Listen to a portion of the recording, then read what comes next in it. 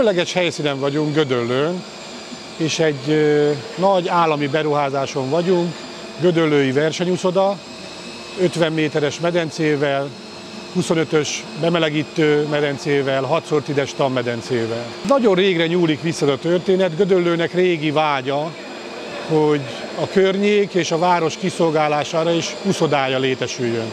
A környéken nincsenek uszodák. Az egyetemnek van egy ponyvás, télire felfújt uszodája, legközelebbi Veresegyházon van az iskolába egy tanuszoda, ami gyakorlatilag látogatók nem nagyon férnek be.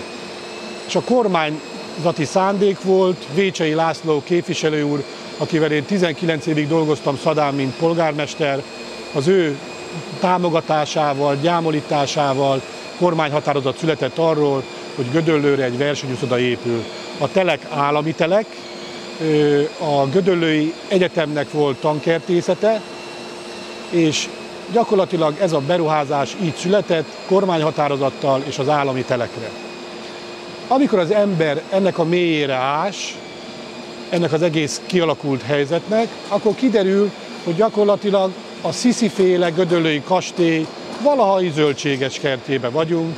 Régi térképeken szépen látszik, hogy alakult, fejlődött maga a királyi kastély, a mögötte lévő díszkerttel, az előtte lévő díszkerttel és az egyebekkel. És a munkám gyakorlatilag úgy kezdődött, hogy az 1700-as, 1600-as évek végétől 1800-as évekbeli térképeket nézegettem, hogy fejlődött, hogy alakult ez a dolog. És amikor gyakorlatilag a feladathoz hozzáfogtam, ami azt jelentett, hogy egy nem kicsi, több mint 7000 négyzetméteres épületet le kell tenni egy valahai kertbe, akkor az ember azért elgondolkodik, hogy is kéne ez a feladathoz hozzáállni. Tehát nem biztos az a jó, hogy ide akkor csinálunk egy 7000 négyzetméteres alapterülettel egy uszodát, és akkor az a vízióm vagy képem született, hogy utána lehet nézni, amikor egy vízcseppet belecsöppentünk egy sima vízfelületbe, akkor az gyakorlatilag hogy vet hullámokat. Nagyon érdekes felület alakul ki, hogyha lassított felvételeken nézzük ezt a dolgot, hogy a vízcsepp belecsöppen, akkor visszarántja gyakorlatilag a vizet, és a tetején egy kis csepp jelenik meg, és utána, hogy ez visszaesik, újra hullámokat vet az adott vízfelületen. Ez volt az első kiinduló gondolatom, hogy ebbe a zöld felületbe ide lecseppentünk, lehelyezünk egy uszodát, és ahogy ez a természetbe, a természet által elrendelve működik, úgy próbáltam az épület szervezését, kialakítását utána rendezni, hogy ez ne egy nagy tömegként, egy nagy idézőjelbe teszem kockaként ideálljon, hanem ennek a struktúrának megfelelően szerveződjön az épület. Ezért van rajta nagy kupola, ezért van a kupola tetején az a csepp, ami ebből a természeti formából adódik, és mégiscsak a barokk kastély valahi kertjében vagyunk, és a főbejáratnál olyan ölelő karok vannak, ami a barokk szerkesztésre mindig is jellemző volt, amiben fogadja gyakorlatilag, gyalogosan fogadja az ide látogatókat.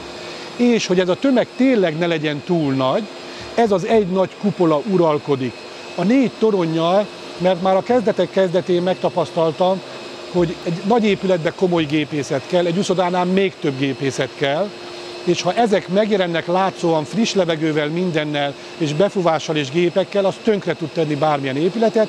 Ezért van az épület a 4 sarkán 4 torony, amelyekben gyakorlatilag a gépészeti rendszerek és a közlekedő lépcsőházi rendszerek vannak.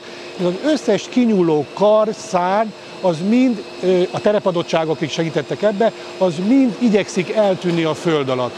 Zöld tetővel, zöld dombbal, különböző zöld karéjokkal, és a parkoló és kertészet, amelyben Buella Mónika tájépítész volt a segítségemre, aki ezt a gondolatot vitte tovább, és gyakorlatilag a kert rendszerébe azoknak a hullámoknak, a buborékoknak a parkoló íves kialakítása is ez irányba visz, hogy ezt az alapgondolatot tovább vigyük.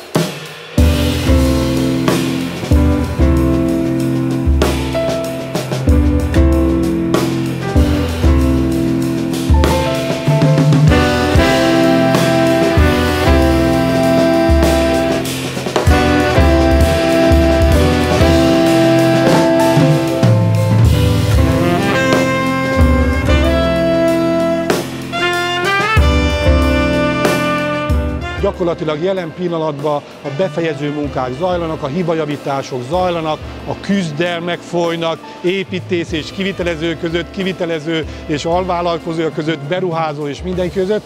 Ez az építkezésnek, az építészetnek a bolondok háza most jelen pillanatban. Mindenki nyüzsög, mindenki szeretné, hát én azt gondolom, hogy a legjobbat kihozni ebből az épületből, az egyes alvállalkozók is, az egyes a fővállalkozó is, maga a megrendelő, az NSK. Jó értelemben véve küzdünk, de ember mondottam, küzdj és bízva bízzál, mi is most ezt tettük itt most az építkezés végén.